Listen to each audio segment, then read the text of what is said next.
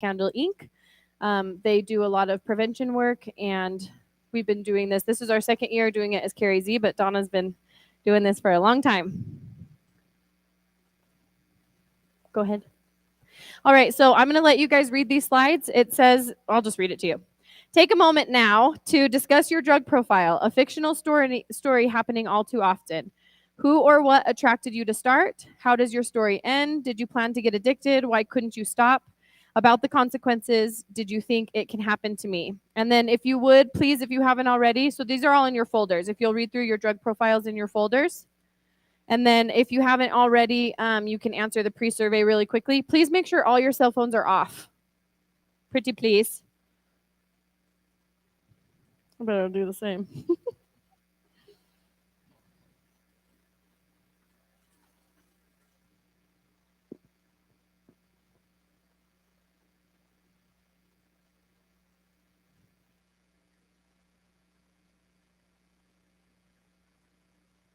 If for some reason you don't have enough time to finish the pre-survey, they have time, right?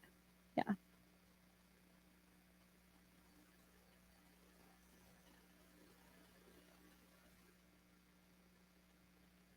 While you guys are looking those over, I'm just going to go ahead and start talking about what it means to see beyond the next 10 minutes.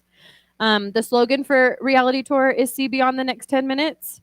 This relates to a young man when asked how he stayed away from substances and alcohol in high school.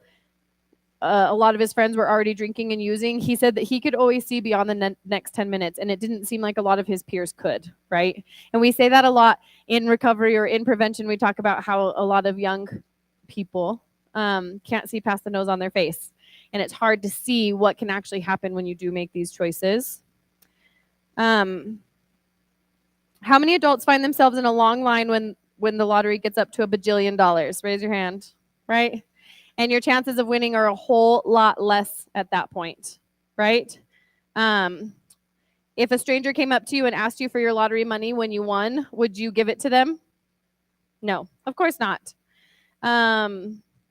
Have you ever considered what your chances would be if you had just one chance in 400 trillion? So that means everyone here is sitting on a winning lottery ticket, which is your life, right? We can go forward. Thank you. Drug prevention for every family. The consequences of addiction are real, and you'll learn more about them. Here's what else you can expect from our program. So some things that we're going to cover. Drug trends, impacts on the brain, and family coping skills. After thousands of reality tour surveys, we know that youth are impacted and change the way they think about drugs and alcohol and risky behaviors after attending reality tour. You learn to think differently about your brain. Have you ever thought about how to remove yourself from a risky situation? Expect to learn what you should do. Finally, it can be hard to talk about drugs and alcohol within the family, and so after reality tour, we're hoping to make that easier for you. Some of the parent outcomes will be the ability to understand and navigate today's environment, because today's drugs are not the same as they were when we were young, right? We're not living in the same world, that's for sure. Parents, you may notice changes in the family dynamics after reality tour. It can become the foundation for discussions for years to come. Many discussions will start with, remember what we learned at reality tour. All right, so now we're going to take a moment for Pastor Dave here to lead us in prayer.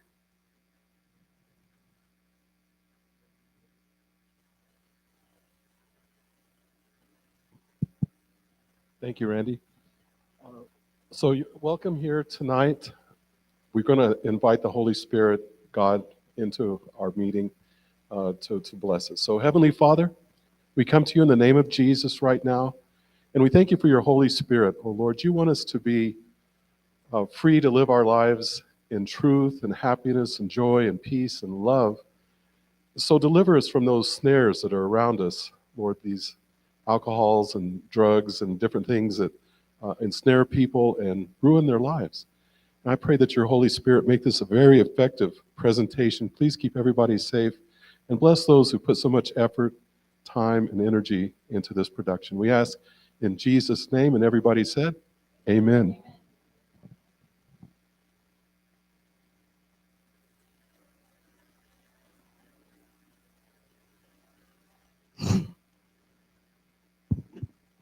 The bell.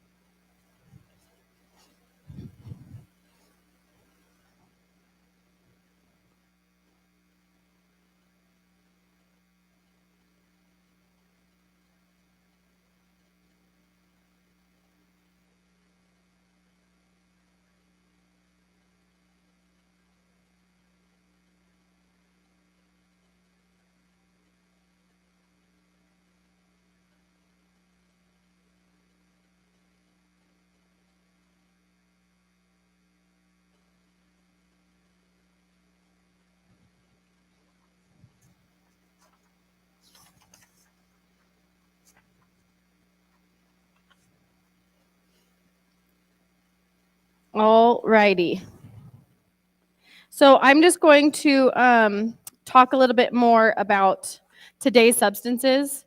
How many of you in here have heard of fentanyl? Yeah. It's pretty scary stuff. How many of you in here have learned or heard about carfentanil? Very few. What about xylazine? Not many. So I want to talk about xylazine a little bit. It is something new that they're finding in the fentanyl. And if you know anything about fentanyl, you know that fentanyl is in everything. It's in meth, it's in ecstasy, it's in party drugs, it's in pot, right? Xylazine is a veterinary tranquilizer. On the streets, they're calling it trank. They're talking about how the xylazine is literally eating people's skin. It's pretty gnarly stuff. It does not respond to Narcan. If you overdose on fentanyl, there's something called Narcan that can bring you back, right? If you overdose on fentanyl that has xylazine in it, there's nothing anybody can do for you. There's literally no way for us to know how to bring you back if there's xylazine in the drugs. They are coming out with test strips now, which we're hoping to get our hands on pretty soon, but the risk isn't very worth it, is it? So the thing that we're hearing about, it's not up in the White Mountains yet that we know of, but usually we only know a little bit about what's really going on, right? But we do know for sure that it's in Phoenix. It's in our surrounding areas, and it's a matter of time before it makes its way up here. How many of you know someone who has overdosed? Can you raise your hand? It's a pretty big number. We are blessed in a sense to have something like Narcan that can bring people that we love who are struggling to abstain back to life. But this xylazine, it doesn't give us the option. The option's been taken away from us. And so that in itself is pretty scary. Let me see. I'm sorry I'm umming a lot. We're just a little mixed up in our PowerPoint here. I have another question. How many of you know somebody who's in recovery?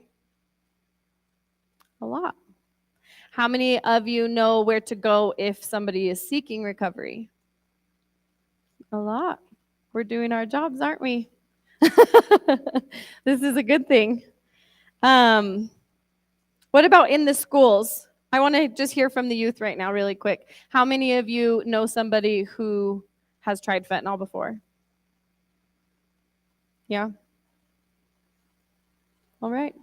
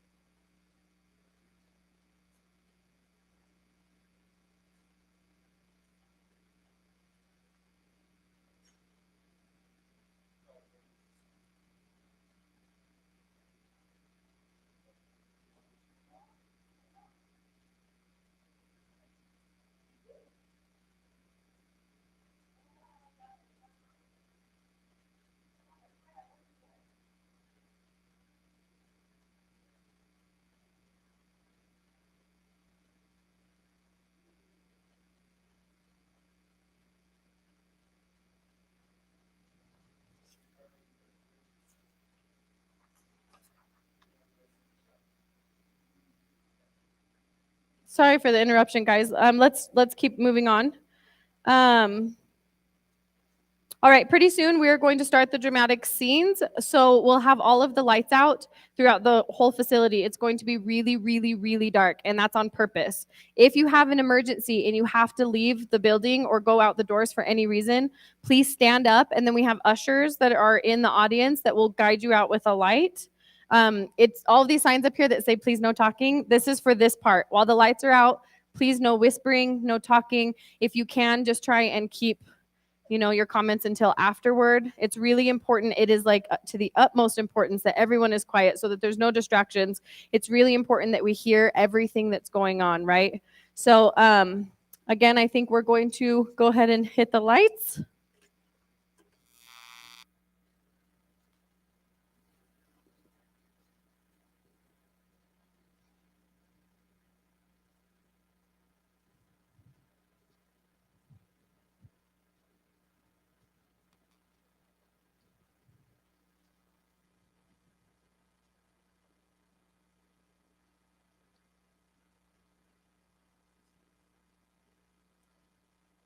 I think I have it.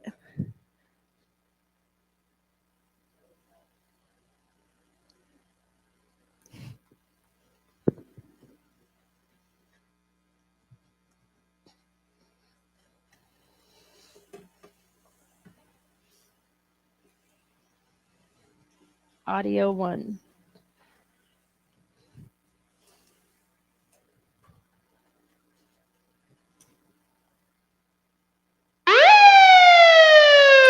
Busted. Man, this cop is too much. Thinking he's super cop? I was just gonna grab one more deal. I would have been out of there in another 30 seconds.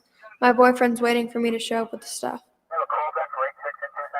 Hey, did you hear that cop joking? Saying with the stash I had, maybe I'm a dealer? Told me I better get a lawyer, and a good one. Don't look at me that way. You think I deserve all this? Like the handcuffs? Yeah, well, just picture yourself in them. This is unreal. It's county jail tonight, but I could end up in prison for years. I just turned 18 last week, so the cop isn't going to call my parents to come and get me. I have to get bailed out of jail. You don't care about me being in here? You think you're so much better than me? Well, imagine changing places with me. Let me tell you how easy that can be, because we're a lot alike in a lot of ways. I used to get decent grades, and hey, I even played on the soccer team for a while. And yeah, I heard about drugs. I heard the whole story. But just like you, none of this was going to happen to me. First of all, I wasn't going to do drugs or drink. I wasn't even going to smoke. But then I got curious, so I did some stuff like huff markers and smoke cigarettes back in the 5th grade. Guess I graduated when I moved to weed in the 8th grade with my boyfriend. Marijuana sure cost a lot, though. I had to become real good at the old 5-finger discount, shoplifting. That was a high, too, always thinking I might get caught. Kids at school would buy whatever I could steal. Everybody knew me and wanted what I had. I was beyond cool. So, of course, I had to be the first to try spice, Molly, and then bath salts. What a trip that was, scared even me. Want to know something funny? That junk always looked so harmless, I could leave it out of my room. Cops called them designer drugs, because people just mixed chemicals, then packed them like candy. Did my mom know I was using? I know she found a joint in my room, but she left me alone. When my mom found my pills, it was looking pretty bad for a while. But she finally believed my story that someone else had stashed them in my book bag. I really don't think she wanted to deal with me. Pills became my thing, but they cost a lot. I was always checking medicine cabinets. Dad started watching me because money turned up missing. But I had a new street family, so it didn't matter what my parents thought. I was moving up, my friends were a lot older, we hung out at field parties that could pop up anywhere. They rock, everyone's there, the music is loud, the keg is cold. After a while, everyone goes into their little groups. Me and my boyfriend were into pills, oxys, ads, perks. I was making some serious cash off my grandma's pain pills. The kids that can't afford oxys will shoot heroin because it's cheaper. I lose some of my best customers to heroin. Some guys toss around a football before getting down to meth. Now that's nasty stuff. And there's always a few crack users hanging around. It gets crazier with the new junk coming out, though. Some of it looks like incense and even bath salts. Geez, these handcuffs hurt. Oh, I need a fix bad. I'll be sick by morning. Oh, excuse me. Am I boring you? You'd rather be chillin'? Well, so would I. Yeah, I can be in your face. I can be your worst nightmare when I'm high. So shut up and listen. You and I, we're a lot alike. Know where you fit in at school? Oh, sure. You pretend you do. Just like me. You act tough bullying kids so you don't get picked on. Like that geeky kid in the cafeteria. He's just asking for it, right? What is it with him? Always by himself, looking off into space? I've got all the kids texting him. It's hilarious. And you? What do you see when you look in the mirror? A loser? That's what I saw. I know I talk tough, but that's not how I feel. My mom used to tell me I was good looking and talented, but I knew better. In fact, I knew a lot. I got smarter every day. I outsmarted my parents all the time. They couldn't tell when I was lying, and they certainly were clueless when I was high. After I discovered pills, all I wanted was the high. Forget school. I had to change schools a couple times, but it was the same everywhere, because I was the same everywhere. And I wasn't going to change. Besides, I had to make a name for myself. Yeah, there are people who will never forget my name, like Jen. I introduced her to oxys, didn't even make her pay for them. Now she's got a habit that's real bad. And Lucy, I told her if she snorted heroin, she wouldn't get addicted. She went to the needle a month after that. Some kid I don't even know is in a coma after sharing a few pills with him at a party. And that girl I teased in the cafeteria, she'll remember me for sure. She's in a mental hospital. Guess she almost died. Couldn't take the bullying. How was I supposed to know her brother had overdosed and died? I mean, she never talked about it. Yeah, lots of people know my name. They'll never forget me. My name is on the police report tonight, and it'll be in the news tomorrow. Yeah, I'm getting pretty famous. What if they charge me with a felony? I could be locked up for a long time.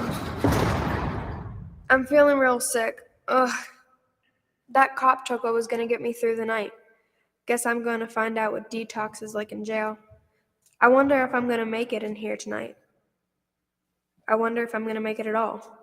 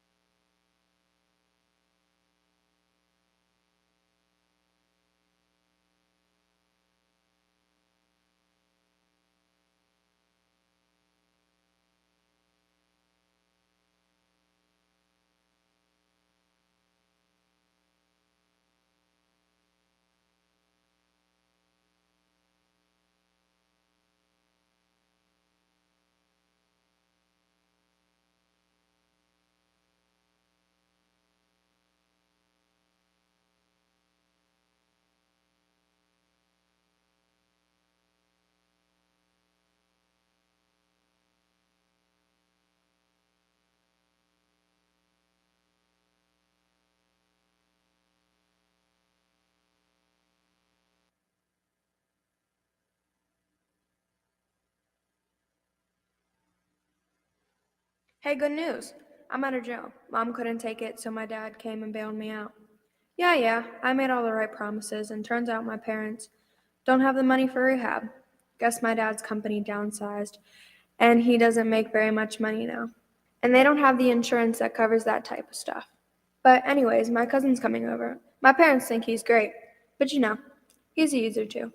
And I'm sure that they'll allow me to leave the house as long as I'm with him.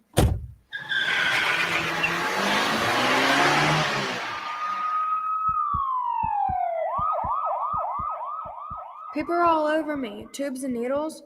Whoa, this is one scary dream. It feels like this could be happening. The last thing I remember is being at a party, drinking, doing some oxys and perks, all kinds of pills. I had this weird feeling like I wasn't even a part of my body anymore. Then everything went black.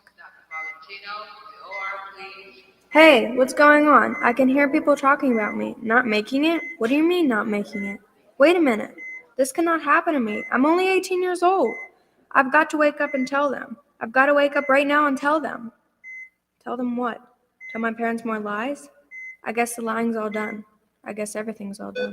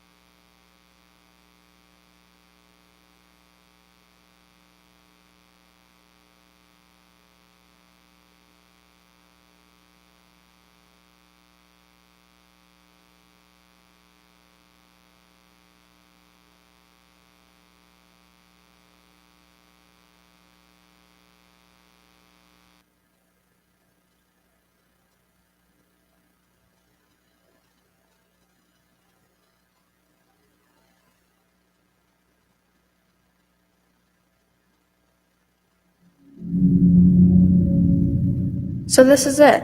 Thought I was tough and nothing mattered to me. I threw my life in the garbage and everything was supposed to be okay somehow.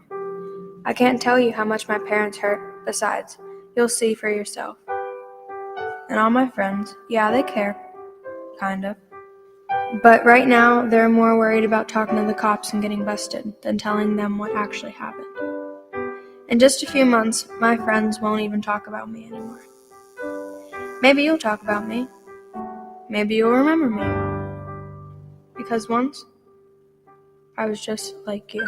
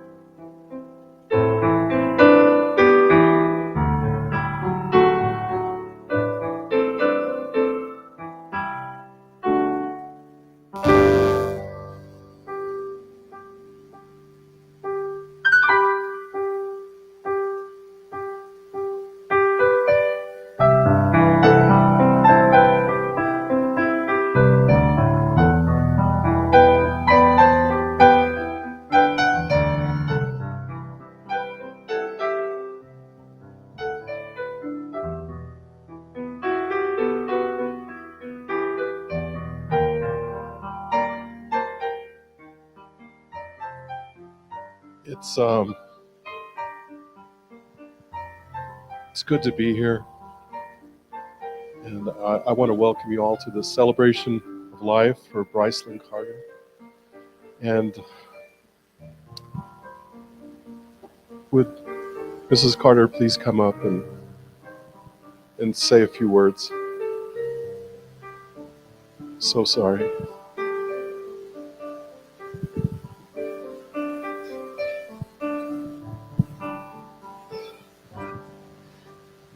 I want to say thank you for everybody.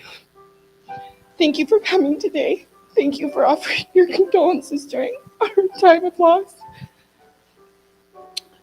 Many of you are part of raising baby girl. We couldn't be more appreciative of having such an incredible village.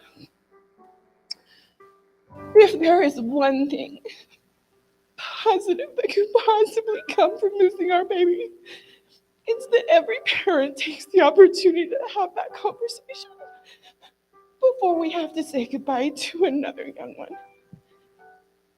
Again, thank you for coming today. We appreciate your support in celebrating our baby's life.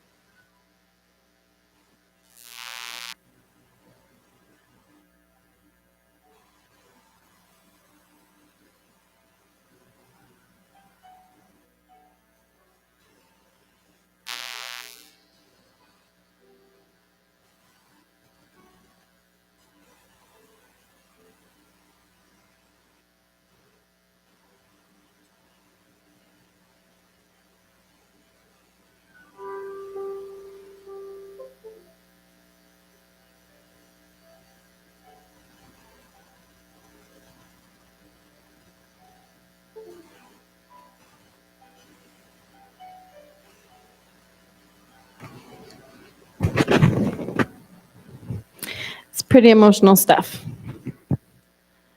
Might feel a little dramatized to some of you, but I assure you it's not. This is absolutely how it goes. We're going to show a little video really quick.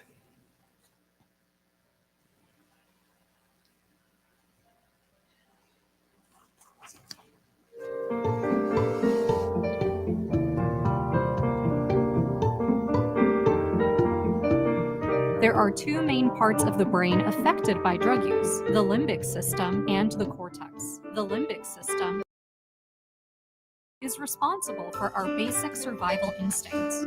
So, when you do essential things to stay alive, like eat, drink, find shelter, build relationships, or care for your young, your brain reinforces behaviors that cause the release of dopamine from this region. That reward for surviving is also transmitted to the amygdala and hippocampus, which records a memory of that feeling so we seek it again. This is our survival hardwiring. Addiction also... Wait. That's okay.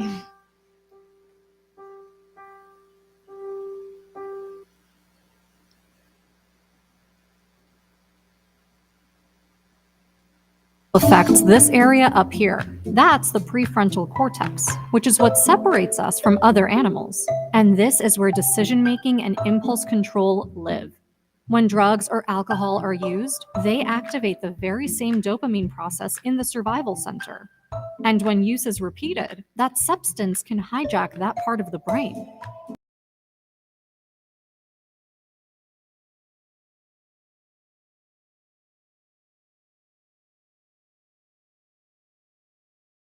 Those primary motivations: food, water, shelter, relationships, and protecting our young. And the hijacker needs more and more of the substance to activate the same level of reward or feeling of pleasure, causing the brain tissue to become increasingly damaged with continued drug use.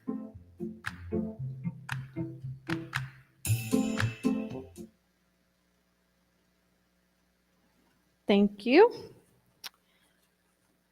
Next slide. Alrighty, so is my family at risk? The age of the first use plays a huge factor, also availability. And genetics is actually 50% of what makes us an addict. The age-adjusted rate of drug overdose deaths rose more than 16% from 2020 to 2021. And 46% of Americans know someone affected by overdose deaths. We adjusted these numbers a little bit because as time goes on and more data is collected, right, they change a little bit. And when they first gave us this information a year ago, they thought that it had increased by 14%. They thought that the number was 91, I think it was. No. Yeah, 91. And then they realized that in 2020 alone, it was 91 and that it rose up to 106. Next slide. Alcohol is a drug, period, right? Remember that alcohol is a drug and is still the most prevalent drug choice for the youth because of its acceptance and its accessibility. When parents provide alcohol to teens, it's called social hosting. And not only is it illegal, but it's setting a predisposition for normalizing alcohol use at a young age. And if your parents are cool with your drinking, then your parents are probably cool. I've heard it 100 times. I only let my kids drink at home, where they're supervised, where it's safe. They might be safe in that moment while you're supervising, but you're setting them up to suffer a life full of fighting. Alcohol's impact on the brain, not only does it impair your memory and give you a loss of inhibitions, but your brain can't gauge when to stop consumption. And alcohol impacts the developing brain. Our brains don't stop developing until the age of 28. So we're going to touch a little bit on vaping and e-cigs. Vaping became popular overnight, right? All of a sudden it was everywhere, these fruity little things. And then you're finding out that vapes have things in them that they don't say that they have in them. And then you find out that kids, parents, other people are putting things in these vapes that aren't meant to be in there. And so people are smoking meth out of vapes. They're laced with fentanyl. It's more than just nicotine. Even the ones that say that they're not nicotine can have traces of nicotine. Go ahead. A little video here.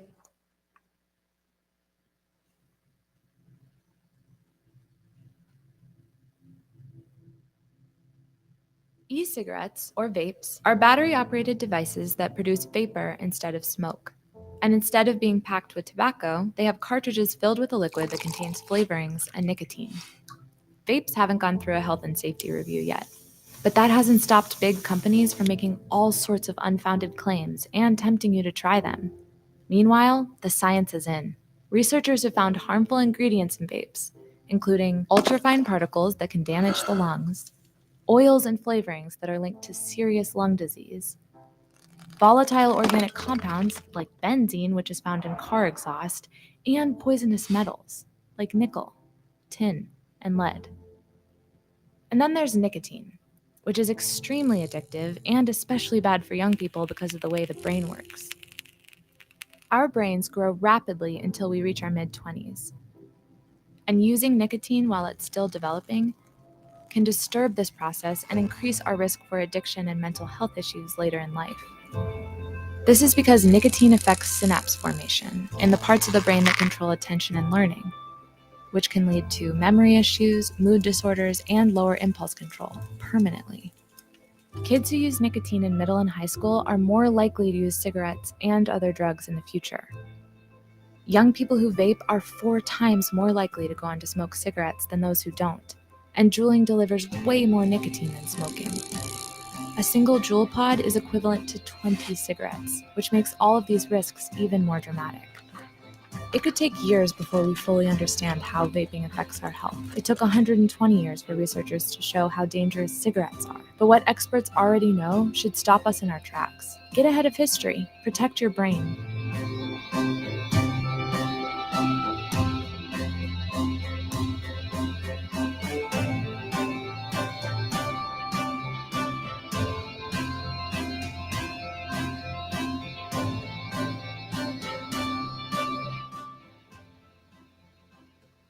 So 2 things that I heard in there that blow my mind. They haven't gone under a health and safety review. How long have vapes been out? And we still don't know the kind of harm that they're causing. And I fell for the whole "a vape will help you quit smoking" thing. I'm guilty of that.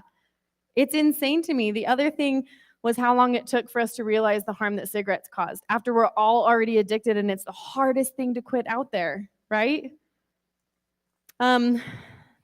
Next slide, please. Talk a little bit about marijuana and synthetic marijuana. Due to recreational and medical marijuana laws, the perceived risk of harm for marijuana has diminished. The message can be confusing for youth. Note the potency has increased by over 200%. It's insane. This isn't the 70s pot that your uncle grew in his backyard. This is an actual lethal, dangerous drug. I heard, I'm going to get off the slide a little bit. I heard at a meeting recently, law enforcement was talking about a mom who was supplying her teenager and his 3 friends with marijuana on a regular basis. And when they brought her in to interview her about it, the officer was blown away because she said, "But pot is legal." We need to educate our youth on the laws are that pot is legal for adult use, not youth use. It's the same as if you get caught underage drinking. The penalties are just the same. The impacts that that has on your brain, it's rough. Okay, next slide. Marijuana in the teen brain, memory loss, increase of a risk for lung cancer, psychosis, and depression. The number of marijuana-induced psychotic breaks that they've seen since legalizing marijuana in the state of Arizona went up. I don't have my partner out here. She knows the number. 30-something%. I don't want to say what, 30 what, but I think it's 32. 32% since legalizing marijuana in Arizona. Next, please. The statistics on rising inhalant abuse is alarming. Thousands of household products that we use every day to enhance our daily lives are being used as inhalants. And this was a little bit surprising to me because the rate of use for 8th graders is 13% and it 64% increase in 2020. That surprised me for whatever reason. I guess because I never really heard a lot about it inhalants when I was in high school. Okay, wait. So I heard a little bit about them, but I just didn't think that they were that prevalent. I've always known how bad they are for your brain. Like it was always a huge thing that was talked about, and now it's not talked about anymore. They don't have a DARE officer coming in there and saying, "Hey." Next slide, please. Go ahead.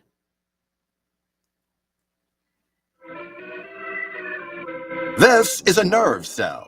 Big deal, nerve cell. What do I care? I got trillions of them. That's me pretending not to care. But I do care, because I'm your brain. Nerve cells are my special little messengers. Why, just now I use nerve cells to send this message to your lungs. Dear lungs, breathe, love brain. So, what should you do if someone comes up to you and says, "Hey, do you wanna inhale this?" Those are inhalants. Things like gasoline, paint, glue, even permanent magic markers. They have chemicals in them that are safe to use, as long as you don't drink them or inhale their vapors. If someone offers these to you, say, "No, thank you. I'd rather not." Or, "Nope, I don't do that stuff." Or you could say, "What? No way! Do you know what that stuff can do to your body? It can weaken your immune system and even damage some of your vital organs. And what about me, your brain? Inhaling dangerous chemicals can prevent me from getting oxygen, which I need, of course. If I don't get enough oxygen, I could lose my memories or even the ability to solve complex problems. So sniff these, or this, or this. But don't ever sniff inhalants, not if you care about your body and yours truly, me, your brain. We're a part of you. Why would you want to hurt us?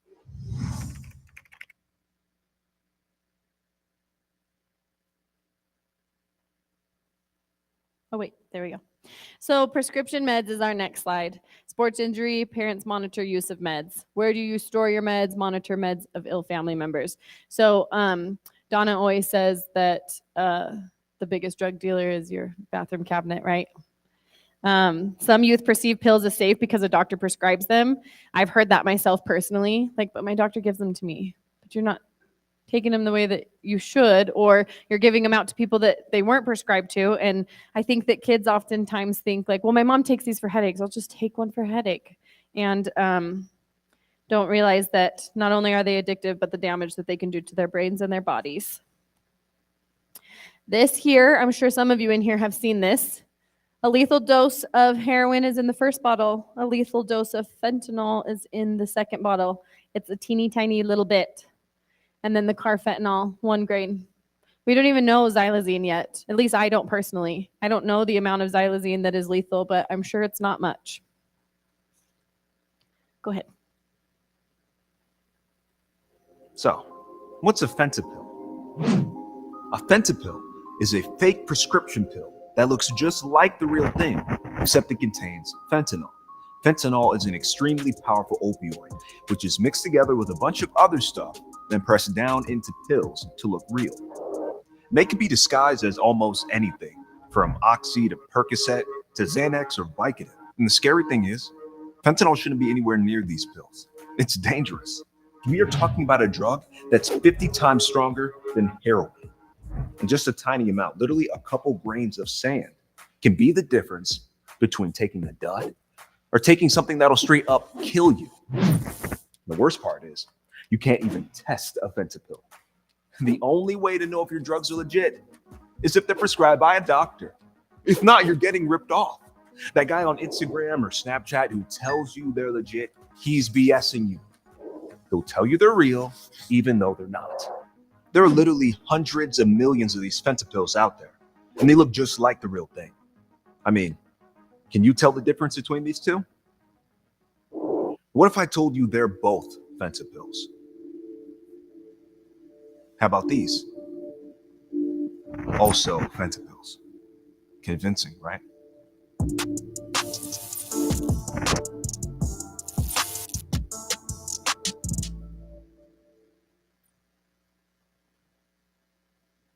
I keep doing that. I keep turning it on and not waiting for it to turn on. I'm very sorry for that. That video is a little bit outdated. There is a way to test for fentanyl now, but is it really even worth it? It's not really worth the risk. Designer drugs. I didn't know what designer drugs were until I did Reality Tour last year. Anything that's made to look like something else, right?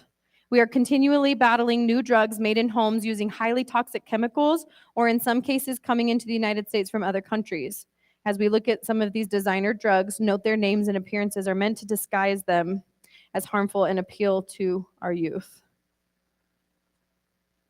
Designer drugs are like Molly and meth as well. Meth labs have cropped up in all communities all over the country. We'll go to the next slide. I thought that this was silly at first. When I was practicing this whole thing, I thought, well, that's kind of silly that we're going to talk about energy drinks, but I don't drink energy drinks myself. And the more that I looked into this and the more that I learned about it, the more I realized that it probably is a pretty big deal. 87% of teens are sleep deprived. Caffeine is a drug as well, if used like one. Use of energy drinks by youth sends the wrong message. The answer to more energy is to get more sleep. Teens need 10 hours of sleep each night. I know that my teenager does not get that. She gets like 6, maybe, after volleyball practice, and then church activities, and then homework till 11:30, and then a 0-hour wait at 5:30. Like, it's kind of nuts. And then if she eats or showers or anything extra in that time, So anyway, if they drink coffee at all, it should be limited to 1 cup a day, 100 milligrams, first thing in the morning, so it has time to come out of their system. Go ahead. Impact on the brain. Prescription meds can make you drowsy or feel a fake calm.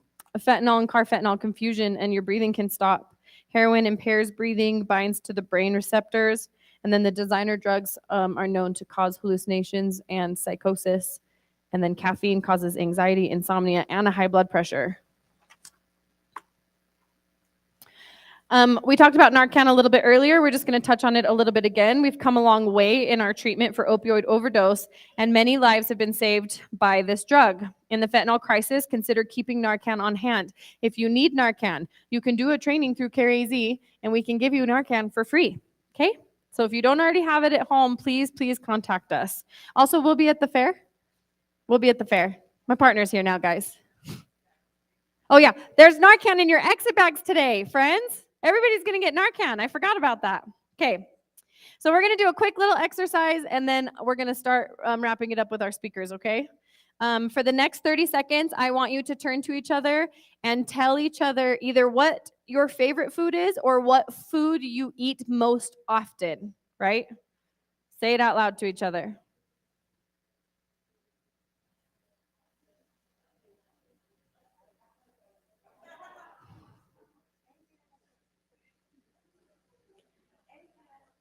Yeah. Nicole said anything she doesn't cook.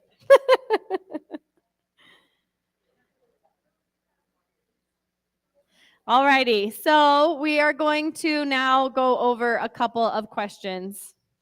I'm going to ask a few people what their favorite food is. Peyton. Chicken and rice. You eat it often? Zoe. Linda, what's your favorite food? Lindsay? Sushi. Okay. Amber? Blue cheese? Just cheese in general. Just cheese. All right. Aaliyah, what's your favorite food? Sandwiches. Delicia? What do you eat the most often? Cereal? Ramen? All righty. So close your eyes, everybody. Imagine the food that you talked about. How it smells. How it tastes. Right? Imagine seeing an entire buffet full of it. As much as you want. There's only one problem. It's right in front of you and you can never have it again. Imagine. How would it make you feel? Would it be hard? Especially if it's the food you eat most often, would it be difficult to abstain from eating it? Yeah? Do you think you could do it for a solid 6 weeks? Yeah? I challenge you. I challenge you to do it. You better tell me if he does it. Equate having to give up your favorite food with someone addicted having to refrain from their drug in order to stay in recovery. Only addiction is harder, way harder. And their drug is always on the menu, all the time. It's never not. And you have to continually tell yourself, retrain your brain, because we learned in the brain video, right, that it rewires your brain to think that you need it to survive. I would just want to point out that in here it says that they call it willpower, but I don't really support that notion, so we're going to skip it. Next slide, please. So your child's responsibility would be to text or call home or go home in the event that they are in a situation, a risky situation of any kind. This is where we're going to talk about code words or code texts. It could be 3 random emojis that you know you're never going to use, right? And you talk about it with your parents and you set it up ahead of time. And if mom or dad ever gets those 3 emojis, they call you and say, you have to come and clean your room. Where are you? I'm coming to get you now, right? It's an easy out. It's an easy out. And then they don't have to embarrass themselves in front of their friends. They don't have to explain. The biggest thing is that it needs to be a safe space. Those 3 emojis shouldn't mean grounded, right? They shouldn't mean major consequences. They should mean a safe conversation between parents and children. And that's really what we're trying to promote here. More than anything, a safe space to talk about the things that our kids are going through that we have no freaking idea as much as we think that we do. Go ahead. The parent checklist is in your folder, or in the exit bags, actually. There's also talk cards in there. They're conversation starters. In your exit bags, you'll have the checklist that goes over setting goals, how to monitor and discuss certain situations, and then there's even a prevention launch that's like a little homework thing that you guys can do at home.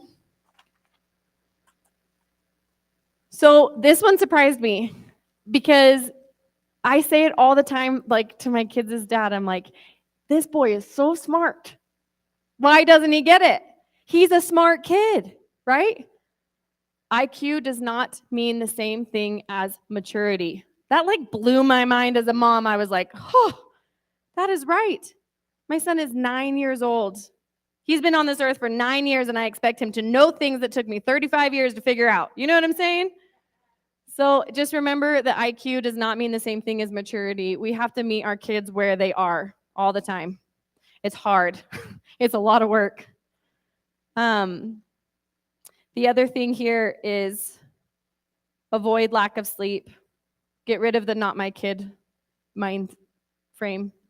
And it's not our job to be their friend. It's our job to support them, advocate for them, show them how to do life, right? Next. realitytour.org, you can find some tests. The best part about testing your kid is everybody's like, oh, I don't want them to think that I don't trust them, right? I don't want them to get mad at me, like they're not in trouble for anything. But if you are a parent who tests their kid regularly, then their kid goes to a party and they're like, try this. I can't, dude. My mom drug tests me like regularly, right? It's just another way out. It's just another excuse. It's our job as parents to keep them accountable. Next. Special thanks to Momentum Life Church, Assembly of God. Thank you very much, Pastor Dave. You guys are amazing. The Greer Fire District, Apache County Sheriff's Office, Eager PD, St. John's PD, and the Cary Z Volunteers. You're not off the hook yet. Officer Bishop is here. Come on up, sir. He's going to give a little talk on what's happening now in our communities. Just a few minutes, and then if anybody has any questions for you, and then we will introduce our recovery speaker. I don't know if that's on. Do I turn it on? It's on. So I'm Sergeant Bishop. I work for St. John's Police Department. A little background with me. So I've been a police officer going on 16 years now. In my career, I wasn't going to throw that out there, but during my career, I've done patrol work. For a little stint, I was part of our drug task force here in Apache County. So I've worked the entire county here. Currently, I'm assigned to our regional SWAT team that covers Apache and Navajo County. So I get to see both sides now. I actually get to work with their drug task force, executing warrants for them. So I have a little background in this area. What I'll start with is the main thing we're seeing right now is fentanyl. Okay, that's the main thing we're seeing. I'm sure every officer here will say that that's what they're seeing. I've got officers that have Narcan people that have pretty much been on the brink of death. It's not a fun thing to see right now. And what we've been seeing in our area in St. John's is a lot of our meth use is either going down. We're not seeing as much meth, or our meth users are using both meth and fentanyl. And in my opinion, that's kind of like the masking of the meth symptoms. They can use their meth, use their fentanyl, and they don't look like they're tweaking out. The other thing that we're seeing a lot of with our youth is the marijuana use, okay? And it's actually starting to become very dangerous. We've had kids overdose on edibles. They've gone to the hospital, and a lot of times it looks like a fentanyl overdose. I've seen it multiple times. And a lot of times we're thinking there's something else mixed with it, and the hospitals are telling us no. It is just, they're coming back THC. And that is because of the high concentration of marijuana that is in some of these edibles, and they're not regulated, guys. There is nothing. And there's a reason that the legal age for marijuana is 21. Okay, people are more immature, their brains are more developed. It's there for a reason. But we're seeing a lot of it, especially in our youth, especially in our high schools. That's pretty much the main trends that we're seeing. Does anybody have any questions? Have you seen any kids that are experimenting with marijuana that's been laced with fentanyl, whether accidentally or on purpose? I have not. No. And the other thing I was going to touch on is now the cartels are starting to use carfentanil and different other synthetic fentanyls that don't react to Narcan. That they just recently had some found in Pinal County, and one of the deputies actually had a close call with it. In the back.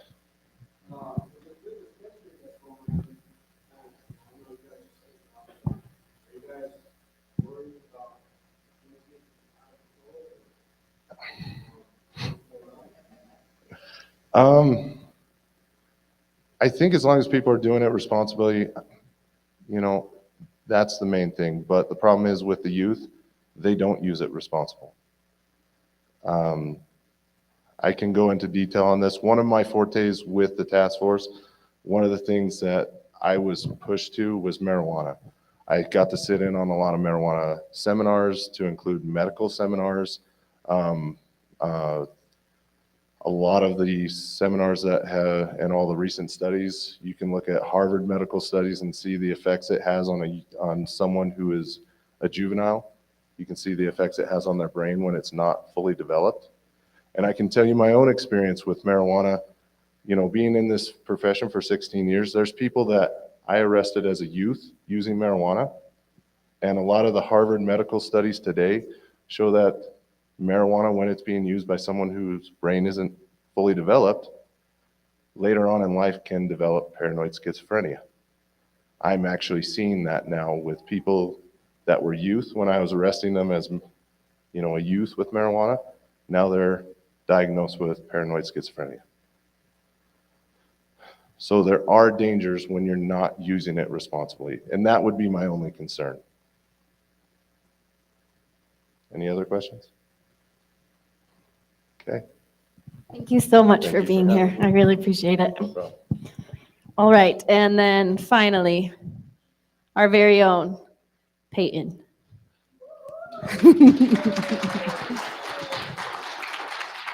Hi, everybody. I'd like to thank everybody for coming out, and also being asked to do this is super important for me. A little background. I am in recovery myself. I'm a recovering meth and heroin addict. Started using drugs at a very young age, 13, 14 years old. And we're not talking just smoking weed. We're talking about using meth, running the streets, sloughing school, or is that the right word? Sloughing? Is that even a term here in Arizona? Anyways, okay, yeah, so that's me. Hi, I'm here. Super nervous, as you can tell. It was funny, my addict mind told me, like, I'm gonna get jacked up on caffeine before I'm gonna be on point. More anxiety came with that, unfortunately. So, okay. So I'm not from Arizona. I'm from Salt Lake City, Utah. My mom suffers with alcohol use, and my dad is a convict, drug addict. Never really was there in my life. My mom did it by herself. I started using marijuana probably, I think the first time I tried marijuana was like 9 or 10 years old. Oh, wait, I smoked cigarettes before that. Let's go back to smoking cigarettes, right? I smoked cigarettes with my cousin Mason when I was probably like 8, 9, right? When I'm gonna go over to my aunt's house and we're all dipping off to the park. We're gonna go play at the park, smoking cigarettes. And then I started smoking weed, and I thought everything was cool, you know. I remember always being like pointing at people on the streets, homeless and on drugs, and you could obviously tell people really skinny, up at weird times of the night, passing out in weird places. You're like, okay, that's not right, right? And I was always like, I'm never gonna turn into that type of person. You know, I'm just smoking weed, everything's cool. Well, little did I know, marijuana is where I fell in love with feeling something other than being normal. Because it might not be as bad as the other things, right? But it definitely alters the brain. I fell in love, and how stubborn and blind was I? This was just the beginning. So we lived at this apartment complex called Bridgeside, and I was smoking weed with some of my friends, right? We ended up moving to, what was those apartments called? The next one to Murray. Anyways, so we moved to these apartments, right? And I was going into junior high. The whole game changed there. Going to school, meeting with new friends. You know, I don't know about any of you guys, but I had a hard time fitting in, especially in new places where I wasn't comfortable at. You know, you kind of paint a facade of yourself and fake a persona to be the cool person. You know, you don't want to be laughed at, or, oh, look at this guy, he's the new guy. Where is he from? What is he about? And I was that person. You know, I was willing to do things that probably were not good for me just so I could fit in and be cool. So I didn't have to be questioned if I was cool or not. I liked being the cool guy. Yeah, it's super cool. So moving forward with some things, we lived there for a while, probably a year or two, I think. I don't remember exactly the time frames. So I met some new friends, and you know, we were smoking weed and drinking, and this time I started drinking. I never really was a big drinker; it was more of a social thing. And I love the ladies. That's another thing that got me in trouble. It's another big thing. So partying and stuff like that, you know, there was girls there, and you know, trying to be the cool guy too, and macho man around with the other dudes and stuff, and you know, I met a different kind of crowd. I didn't know at the time that these people were using drugs and stuff like that. I knew what drugs were. I never tried them yet. Well, marijuana is a drug. Let's do that real quick. Marijuana and alcohol is a drug. Let me not cover that up. But like the designer drugs and stuff like that, and I never really was curious about it until I went over to one of my buddies' house, and he wasn't there, but his big brother was, right? And he smoked weed, and I was just gonna wait until my buddy came back because we were supposed to hang out. Well, I started smoking with my buddy's brother, and he pulled out something that I had never seen before. And it was on some tin foil, and he was like, it's kind of like weed, just stronger. Down the road a little bit, well, I tried it, of course, you know, trying to be the cool guy again, trying not to seem like a little wimp, trying to be cool for the big brother, right? It was heroin. And that was the first time that I had experienced something like that. Way stronger than any marijuana that I ever tried. And I liked it. For 1 second, I didn't worry about fitting in and being the cool guy anymore. Nothing else mattered. And I liked that. I was like, maybe we're on to something, right? So I kind of I didn't jump full blown into it. It wasn't my favorite thing. I still smoked weed and drank and hung out with my friends at school and stuff. But, you know, as time went on, like the weed and stuff wasn't just cutting it. And I couldn't pinpoint exactly all the pain that I was feeling, you know, coming up and stuff. A lot of it was from my father not being there, and some other things. And, you know, we moved downtown because I got busted at school for smoking weed. and stuff like that and got kicked out of that school. I think a week before we were supposed to move anyway. So I was like, whatever, right? Moved to a new school in downtown Salt Lake. For those of you who don't know what downtown Salt Lake is like, literally it's like a huge commune of homeless people who get high on drugs. It's like Thriller, but in a mass amount of people. So we moved down there and I started going to this new middle school, Bryant. And, you know, and I had already been skipping school prior to this. Sorry, I'm going to be all over the place. Bear with me. So I had already been skipping school and stuff like that. Things that I thought were important started to become less important, right? Like going to school. Like I like going to school, getting good grades. That feels good. That became less important. And then moving again, having to change friends again. You want to be the cool person. So there's me again at a new school, trying to be cool.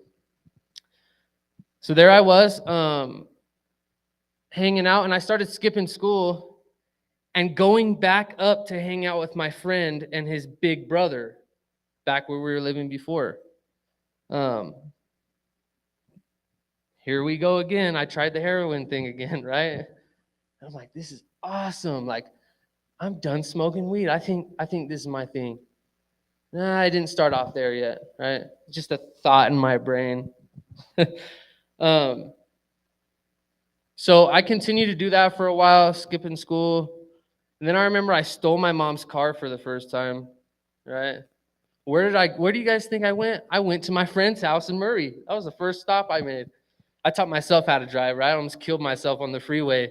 The first time I went on the freeway, I'm like, oh, this is kind of crazy. I'm going like 45. I'm like, oh, crap, this is really scary. But I'm doing it. Grand Theft Auto, thank you for teaching me how to drive. So I'm going, and I started doing these behaviors a little bit more and more. I started going out and using that more. I liked it more than I did marijuana. The numbness, it felt good. It's so crazy.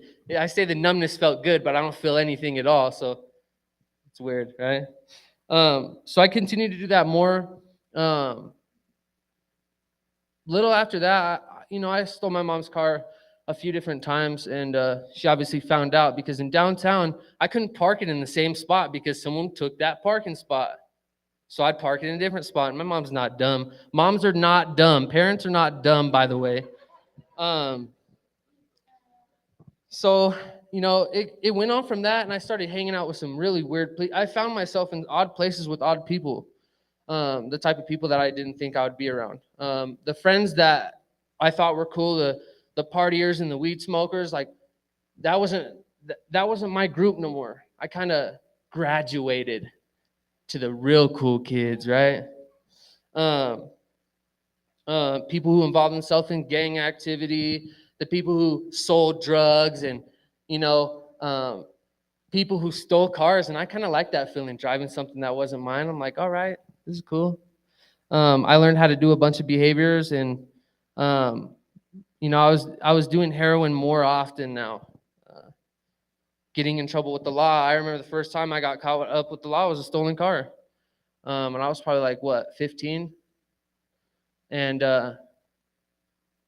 so I did that, and I gotten in trouble so many times. Bear with me with this. I don't remember what happened, when it happened. I remember getting in trouble, and I got put into a bunch of different programs, like, because we're bad kids, we get put off with a bunch of other boys, and we get taught how to act right.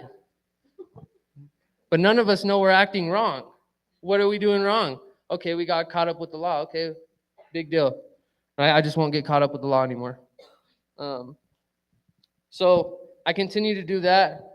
And, okay, I'm back. Let me backtrack, okay, to the blindness in this grand scheme of things. Nothing bad has happened yet. I was so blind. Getting high was fun, and I didn't feel nothing, and, F school, I'm not going, right? I'm not going. I'm the cool guy. I'm hanging out with older girls, lying about my age, and because I'm cool, right? I swear there was a point in time where I was 19 for 4 years in a row. But I was 14, 15, 16, 17. I'm 19, girl. What's up? Right? Anyways, so the blindness was there, and I couldn't really tell there was a problem. Right? Nothing. I hadn't get in trouble with the law yet. Things were going somewhat smooth. I know I wasn't going to school, which I knew was bad. Go to school. Education is important. But that wasn't that big of a deal until I did start getting in trouble. And then I started justifying my actions of, okay, well, it was his fault or her fault. I was just in the wrong place at the wrong time, right? I was trying to be the cool guy. Maybe I just won't hang out with them anymore. Justifying why I was in these programs. And, there was a point in time, you hear about people's parents sucking and the kids get taken away from their families. See, I was the kid that my mom was a rock star. She did her best as she could. I was a sucky kid that got taken away and put into state's custody because I could not act right and my mom could not control me. No, she couldn't ground me because I was dipping either way. I was running away. It didn't matter. So I would justify why my life sucked and it was everybody else's fault. All my cool friends, my parents, stuff like that, especially my dad. I know he made some bad decisions, but a lot of the blame that I had, I would blame it on him. Just justifying my actions. Any way that I could, I would lie, cheat, steal, whatever, just to make the blame go on to something else. So I didn't have to own up to this. So when so heroin use, getting in trouble, getting it out, and I tried meth for the first time. And I was like, holy crap, I've been sleeping this whole time? Let's get it, right?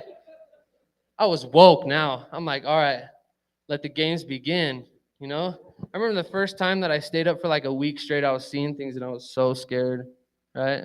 That didn't stop me. I fell out, woke back up, and I was game time again. But I noticed a change of things. See, when I was doing heroin, I got in trouble. But when I started doing meth is when I really started, not to say that heroin's less bad, right? But the whole mind thing changed. I was trying to get creative with things, and I was, being more risky. And hanging out with the gang lifestyle, I don't know about you guys. I don't know if you guys know anything about it, but organized crime behind that is a big thing. Stealing cars, selling drugs, shootings, especially drugs. Drugs is the hustle, right? No one's trying to work a job. So I witnessed a bunch of things being involved in this lifestyle, like, overdoses, shootings, robberies. I got jumped a couple times wearing the wrong colors. How stupid is that? But I was cool. I was the cool guy. You weren't going to tell me what color I could wear because I was going to wear a certain one. Stupid. So there was a point in time where, I got so comfortable in my drug use and stuff like that. And when the drugs started to wear off, the pain started to kick in. The shame, the guilt. So it was almost like you were trying to chase that thing, chasing the dragon, if you may. That first little taste, you get this grand, euphoric feeling, and you will never get that again, and you continue to chase it. To numb. I never want to come down. I don't want to feel it. I don't want to feel the shame, the guilt. Especially being an older sibling and stuff like that, your younger siblings look up to you as like a superhero. And that went on in my brain a lot. But guess what I did? I was used so I didn't have to think about that anymore. I got to a point where I was so comfortable with getting high in the lifestyle I was using that I was willing to use until the wheels fell off. Who cared if I died? Because if I died, I didn't have to numb no more, because it was going to be done at that. So with that type of mindset, the behaviors got more and more risky. I didn't, that consequential thinking was never a part of the plan. I never thought about what the outcome was going to be, because it's like, you get away with something. You're like, okay, then I I can get away with a little more and then a little more.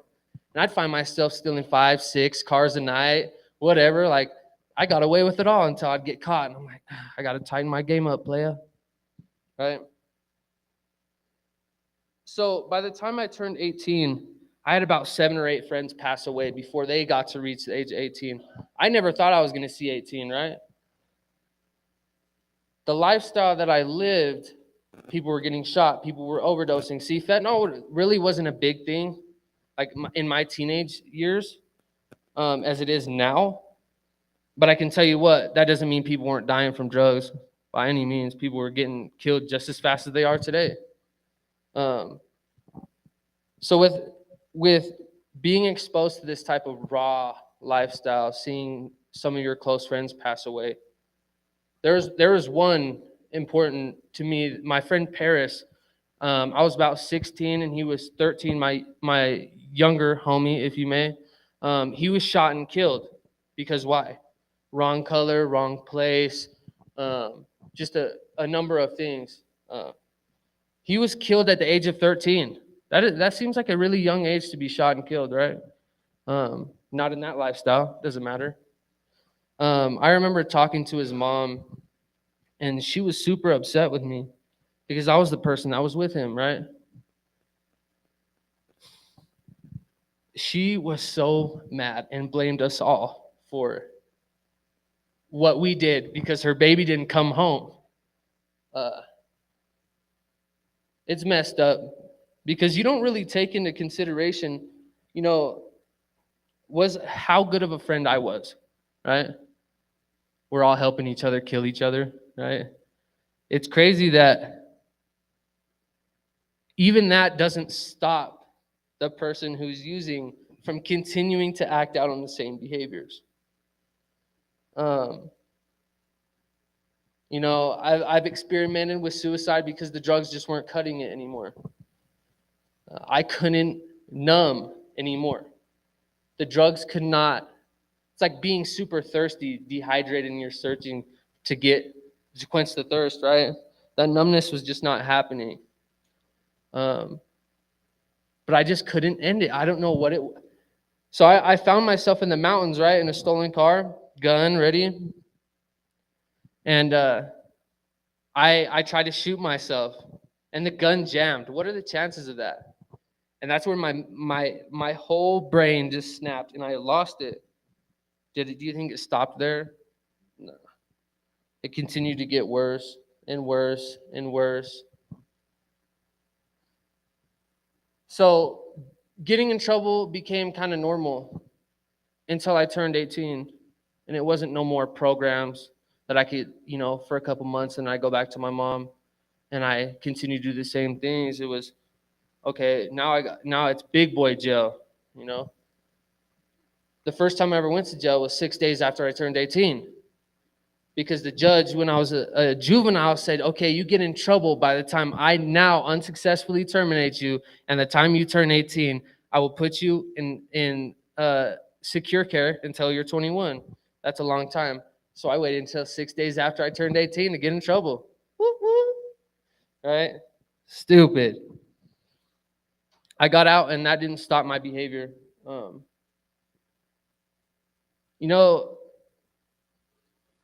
All the pain and hurt that I caused drove me deeper and deeper because I didn't want to deal with it.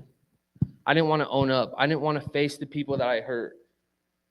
I wanted to keep on feeling numb and doing my thing. Like, nobody's going to stop me from doing my thing.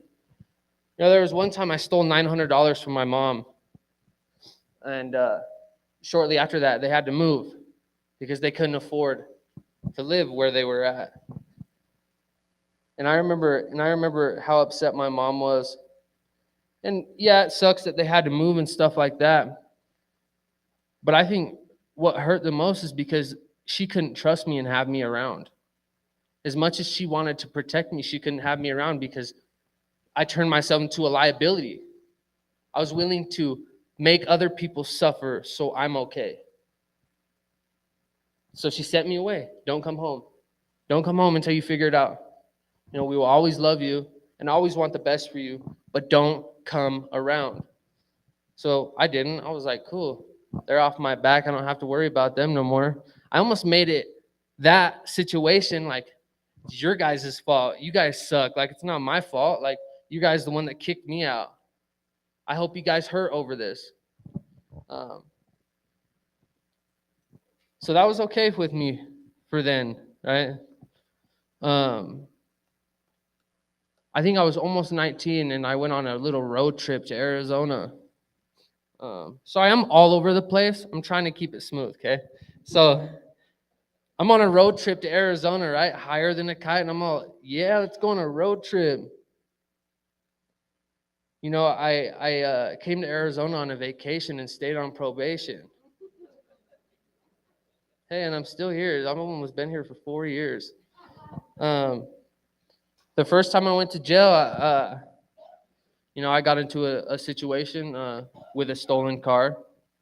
Who would have guessed? My favorite thing to get in trouble for, right? Instead, just get a license and get a job and get your own car. Nah, stealing cars is so much faster. So I went to jail in Apache County, July of 2019. And 4 days later, I got out. I don't think the charges filed yet. So I was like, I'm in the clear. Watch out. I'm in a whole different state. New kid on the block. Where the ladies at? Gosh. So thankfully, I had met this lady's family, or I didn't know anybody. So that's where I went.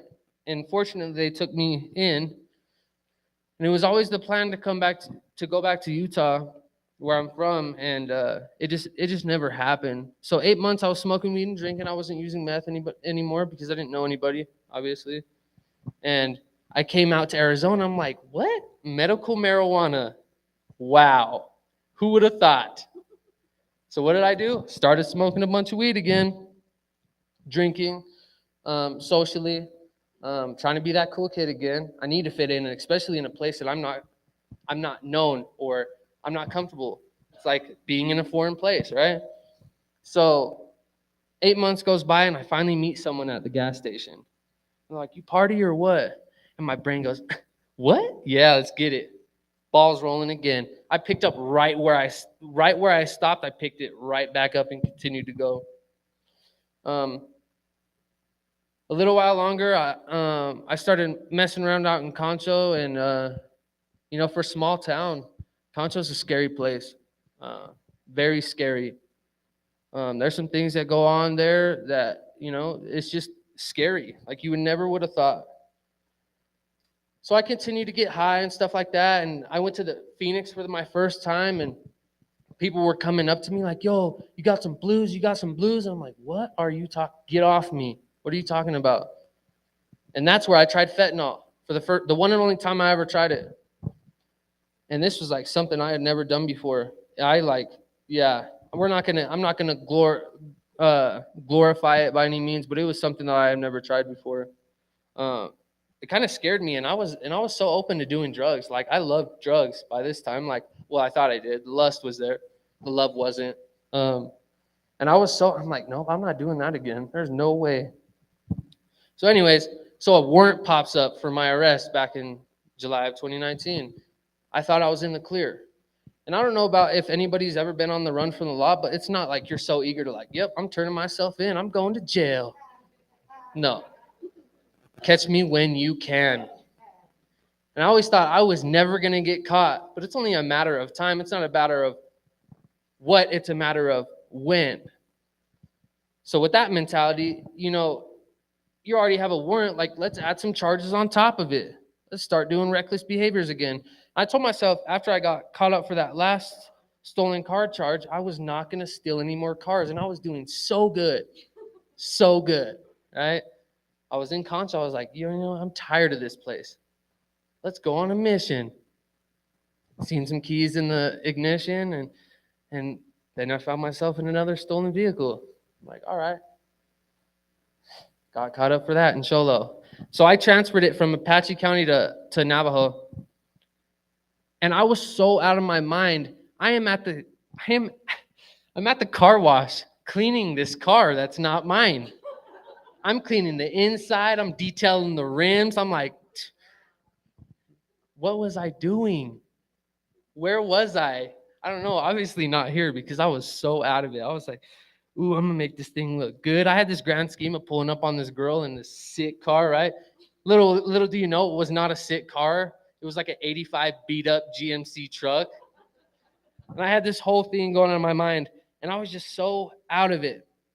I got caught at the Maverick in Sholo, and that was the start where my whole life changed forever. It wasn't a book and release, or you get probation, or it was seriously like, okay, we're gonna make an example out of you, and not to talk crap on the system or anything, but they need to make it known that these behaviors are not okay by any means. You know, you continue to let people slide by and do these things, they're gonna think it's all right. So it was like, okay, you're 20 years old. Let's send you to prison. I'm like, nope, ain't no way I'm going there. Thankfully, I never had to go to prison. But I was thinking I was going to get 4 years IPS, intense probation, right? Until I went in front of the judge and was like, I tried to play it off like, dude, I learned my lesson. Like, I'm healed. I'm never going to go back to using drugs again. He's all, okay, we're going to give you the probation. I'm like, hell yeah, I'm out of, oh, sorry. Heck yeah, I apologize. Heck yeah, I am out of jail. And he's like, nope, just kidding. You have a year in county. I'm like, what? I had never done that long of a time in county or anything. I've done programs and stuff like that, but it's different. So I was locked up for 8 months out of my year because I was a trustee, and I got time and a half basically. And I'm like, yeah. And then I remember I'm like, dang, I have a warrant out of Apache County. Oh, I'm like, maybe they'll forget. So it gets to the day that my halftime is up, and I'm like, yeah, I'm getting out. Boom. Then I see this ambulance decked out in Apache County. I'm like, oh, that is not the ambulance there. What are they here for?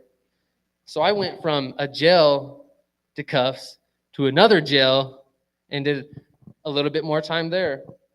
So I got charged for one vehicle in both counties because I transferred county lines with that stolen vehicle on top of the warrant that I already had previously had. 3 felonies right there. 3 class 3 felonies. And in the midst of being locked up, I finally kind of pinpointed what the issue was, and I had a moment of clarity. Am I going over time? Am I good? Okay, cool. I had a moment of clarity in there. It went from blaming everybody else in every situation I'd ever been in and why my life sucked and why I wasn't rich yet, or why I wasn't some famous rapper, right? Or why I wasn't driving a nice car. I literally pinpointed why my life sucked. And I finally admitted to myself that drugs were a problem for me. And how freeing that felt. But scary at the same time. You know, substances that I'd been leaning on to keep me strong when I couldn't be, they couldn't be a part of my life anymore because they played a part in why my life sucked. I could no longer have these things in my life unless, you know, like Daniel said, there's 2 ways. You're going to die or you're going to be in the chains for the rest of your life. And that's weird because I know I'm on a first name basis and he's taking me to court inside the jail. Weird.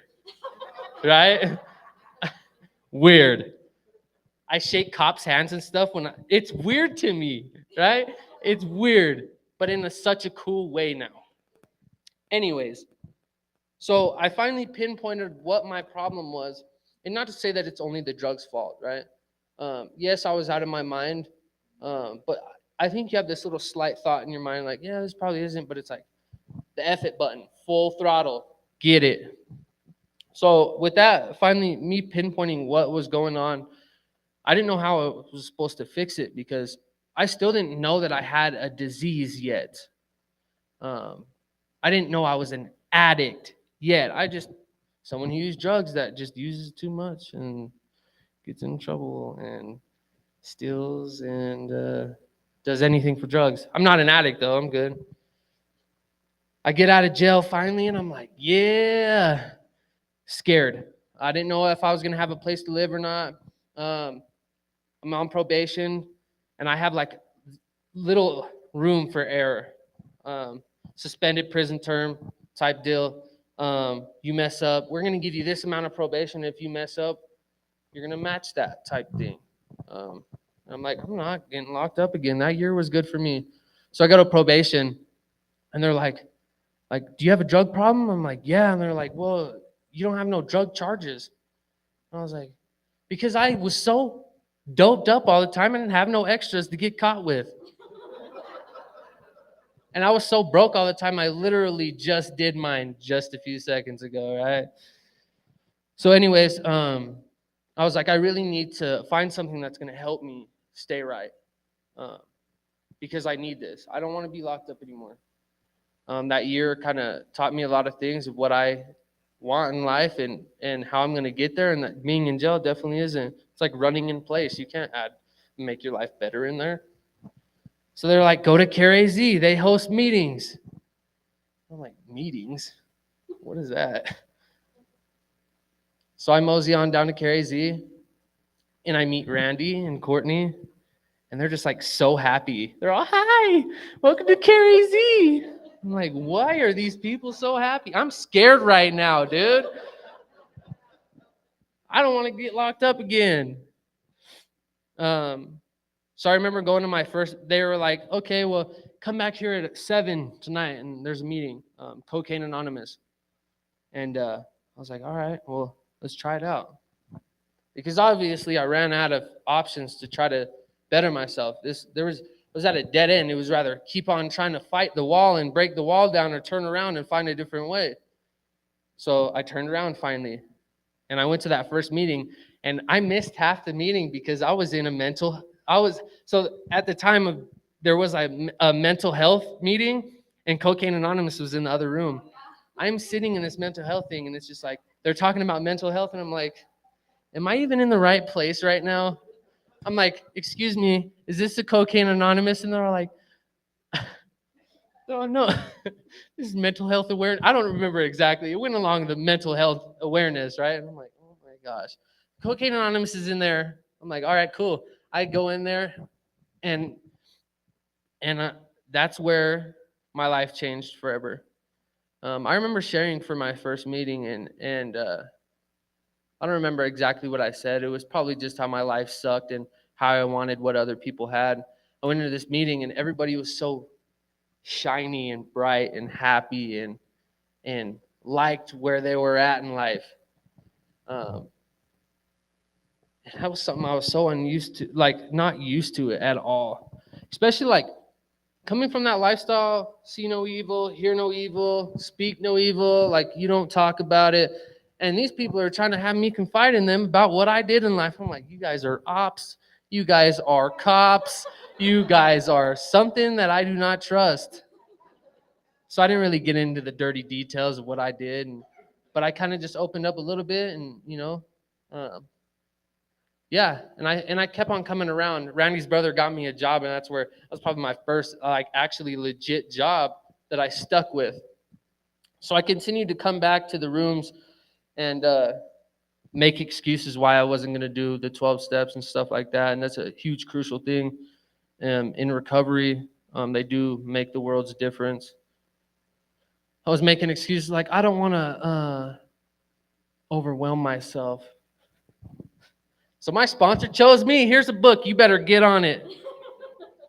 I'm like, well, there's no excuses now. I can't tell them that I'm overwhelmed right now. I got to get to work. So I did.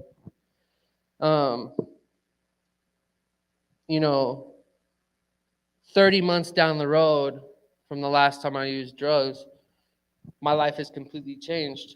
I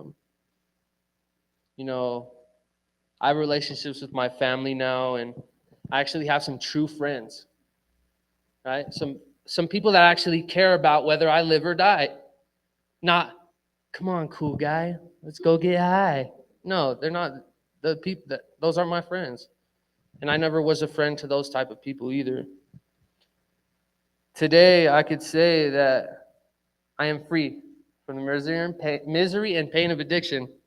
Not to say that I solved it. I don't have it all figured out, nor will I ever. But here's 2 points that I want to hit on. Listen to your parents, right? I used to always think that my mom was just trying to control my life and not let me have fun. This isn't fair. My mom would be like, you know what, son? Life isn't fair. Not what I wanted to hear, Mom. So listen to your parents. Your parents aren't trying to be the buzzkill or not let you have fun. They're trying to protect you. Because the world is a scary place. There's a lot of scary things out there. Right? Listen to your parents. Friends. Those of us that have a hard time fitting in, remember that with real friends, you don't have to chase acceptance. You never should have to chase acceptance within your friends. You don't have to do uncomfortable things to be cool and to have friends. You know, because we all have that you know, we know what's wrong and what's right. You know, we all know that drugs are bad. That doesn't mean we don't end up doing them. I was that guy. Search for the people that like you for you. Search for the people that you don't have to change who you are to be accepted.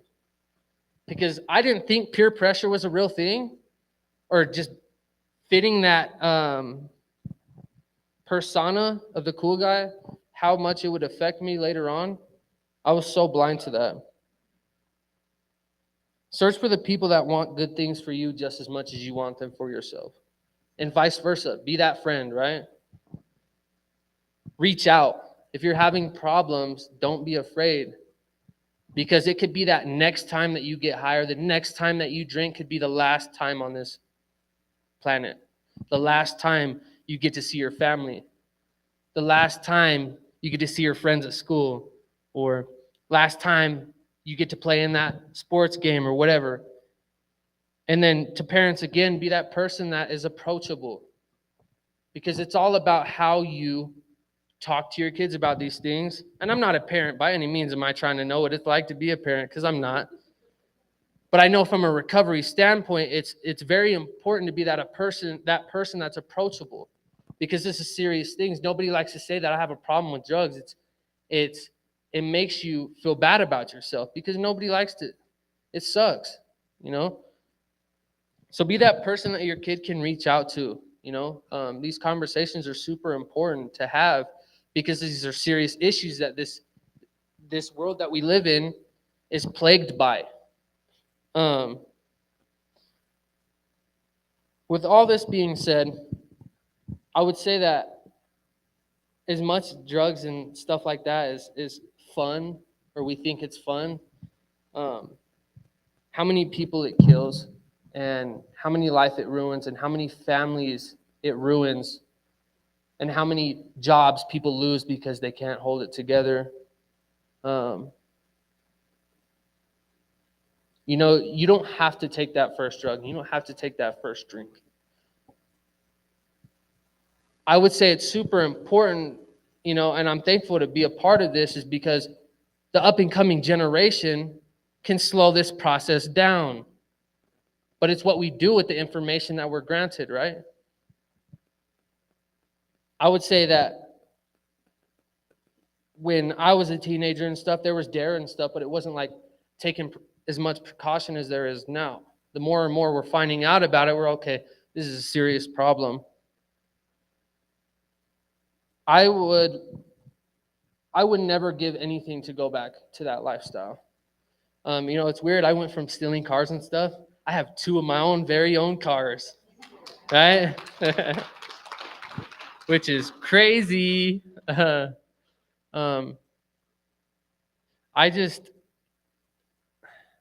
can't express the gratitude that I have for, you know, first and foremost, CARE AZ, because they allowed me to change my life around.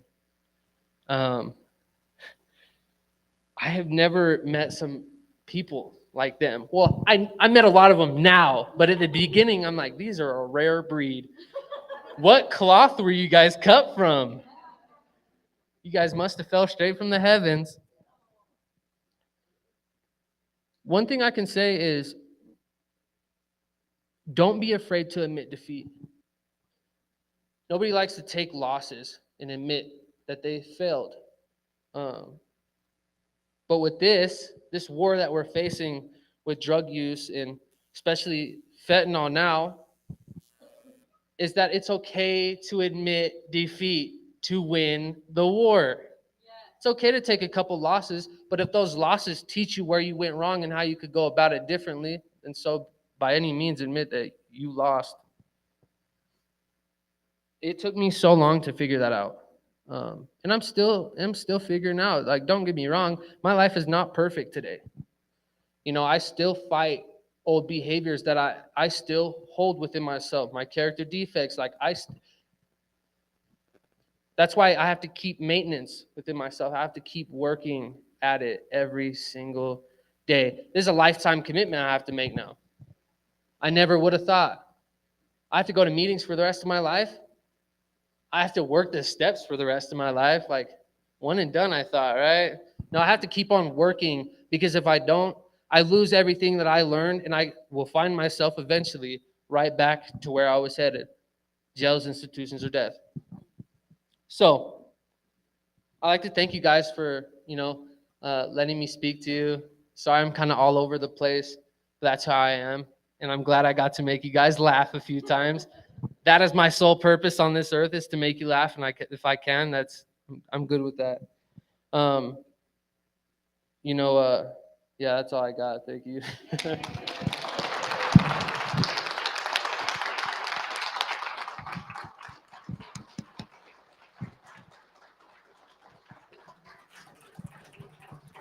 That was incredible. All right, everybody. Thank you so much for coming. We hope that you learned something from this event. We hope that you take something away with you. We hope that we open conversations in our homes. Talk to each other. Your parents are here to take care of you, and kids, your parents are a safe space to turn. So there are exit bags with a lot of information and some Narcan on your way out. Thank you, everybody. Good night.